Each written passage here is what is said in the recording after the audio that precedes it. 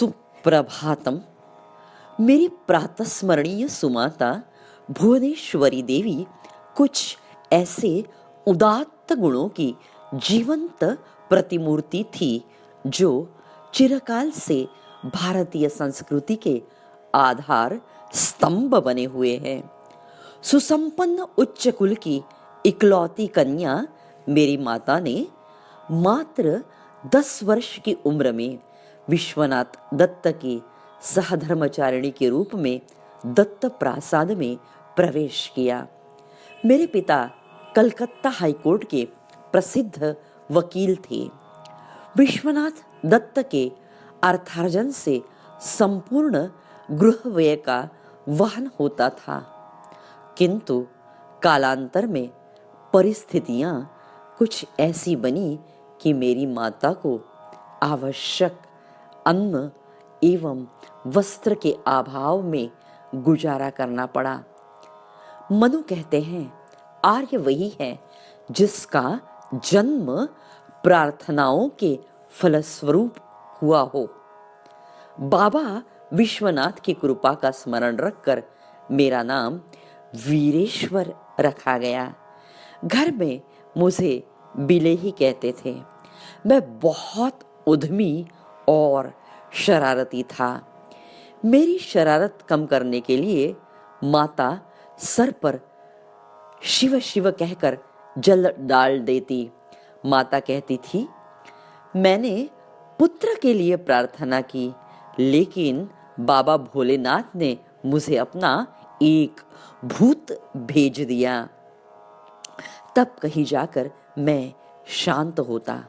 कभी कभी माता डांट कर मुझे कहती, बिले, तुम यदि उधम करोगे तो याद रखो, बाबा भोलेनाथ तुम्हें अपने कैलाश राज्य में आने नहीं देंगे। मुझे डराने के लिए मेरे अद्वितीय माता ने भगवान का ही सहारा लिया। मेरी जननी में अक्सर मुझे जगधात्री ही नजर आती। मेरा तो मानना यही है कि जननी की उपासना से ही परम ज्ञान एवं परमानंद की प्राप्ति होती है। बाल्यावस्था में मैं प्रतिदिन प्रातःकाल एक कटोरी में जल भरकर अपनी सुमाता के पास ले जाया करता। भक्तिमयी माता अपने पैर का अंगूठा उसमें डुबो देती।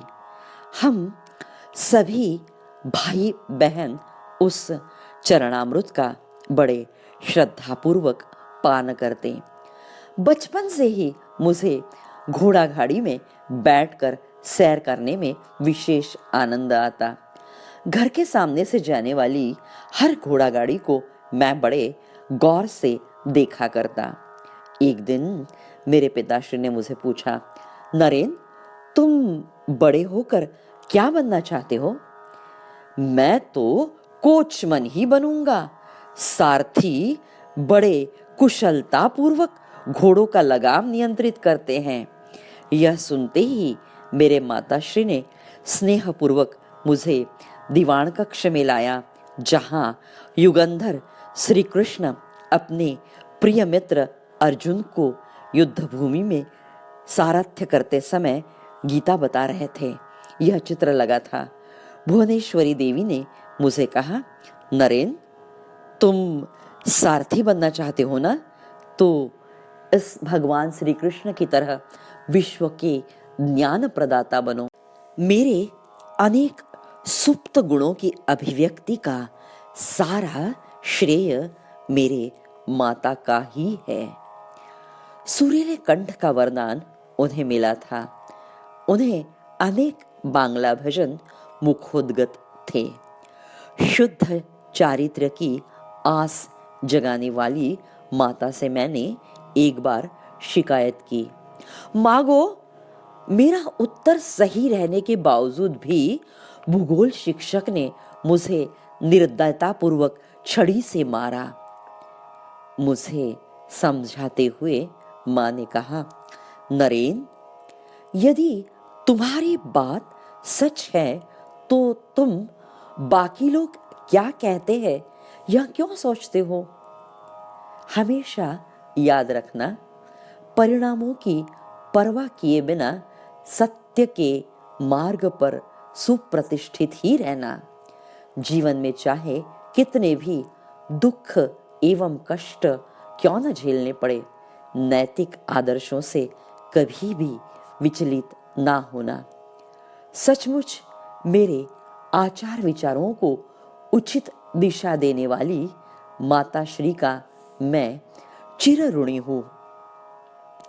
मां की स्मरण शक्ति तो इतनी अद्भुत थी कि रामायण एवं महाभारत के बड़े बड़े अंश उन्हें केवल कंठस्थ ही नहीं थे, बल्कि उन कालजयी महाकाव्यों का सार मर्म भी उन्होंने आत्मसात किया था। उस भारतीय परंपरा की महान विरासत को अपने पुत्रों में भी संप्रेषित किया। उस कालखंड में घर गृहस्थी की कर्म व्यस्तता के बीच उन्होंने अंग्रेजी सीखने के लिए भी समय निकाला। बांग्ला वर्णमाला और प्रारंभिक अंग्रेजी मैंने माँ से ही सीखी। आगे चलकर जब भगिनी निवेदिता, सिस्टर क्रिस्टिन घर पर आती तो माताश्री उनसे अंग्रेजी में ही वार्तालाप करती। भगिनी निवेदिता ने माँ से सुनी सारी कथाओं को लिपिबद्ध करके क्रिडल टेल्स ऑफ हिंदुइज्म नामक ग्रंथ द्वारा अमर कर दिया। विशाल दत्त परिवार की जटिल गृहस्थी सुव्यवस्थित रूप से चलाकर मेरी माताश्री ने अपने असाधारण क्षमता का परिचय दिया। अंधविश्वासों से मुक्त माताजी ने अपनी पुत्रियों तथा पुत्रों की शिक्षा के ऊपर काफी जोर दिया। 2 बड़ी पुत्रियों को बैथुन कॉलेज और 2 छोटी पुत्रियों को राम बागन मिशन स्कूल में शिक्षा प्राप्त करने हेतु भेजा। उस जमाने में अपने मोहल्ले में रहने वाली 2 युवती विधवाओं के पुनर्विवाह संपन्न होने पर पूरा समर्थन मेरी माता ने दिया, जबकि बाल विधवाओं का पुनर्विवाह द्वारा पुनर्व्यसन इस विचारधारा के विरोध में पारंपरिक लोगों ने काफी विद्रोह किया था। लोकोत्तर विभूति का निर्माण कर उन्हें ब्रह्मांड की सेवा में समर्पित करने वाली माता भुवनेश्वरी देवी तथा वैदिक दर्शन शास्त्र की युगानुरूप परिभाषा देकर जग में प्रचारित करने वाले युग प्रवर्तक स्वामी विवेकानंद जी को कोटि कोटि प्रणाम।